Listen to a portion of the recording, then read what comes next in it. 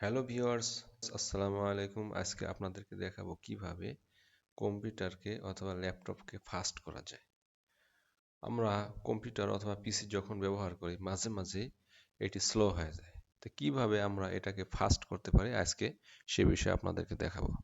তো চলুন প্রথমে আমরা দিস পিসির উপরে আমরা রাইট বাটন চাপ দিব, তারপরে ম্যানেজের উপরে লেফট বাটন ক্লিক করব।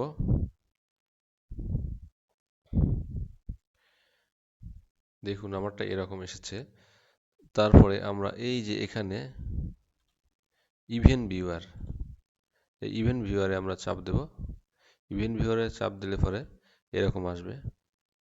তারপরে এখানে উইন্ডোজ লগস, এই উইন্ডোজ লগসের এই অ্যারের উপরে আমরা ক্লিক করব। ক্লিক করে তারপরে আমরা এখানে অ্যাপ্লিকেশনের উপরে ক্লিক করব। তারপরে এরকম আসবে। তারপরে আমরা অ্যাপ্লিকেশনের উপরে রাইট বাটন ক্লিক করব। রাইট বাটন ক্লিক করলে এখানে এরকম আসবে। আমরা ক্লিয়ার লগ, এই যে ক্লিয়ার লগের উপরে লেফট বাটন ক্লিক করব। তারপরে এখানে আমরা ক্লিয়ার করে দেব। একইভাবে সিকিউরিটির উপরে ক্লিক করব, লেফট বাটন ক্লিক করব। তারপরে আমরা রাইট বাটন ক্লিক করব। রাইট বাটন ক্লিক করে একইভাবে ক্লিয়ার লক করে দেব। ক্লিয়ার লক করে দিয়ে ক্লিয়ার করে দেব।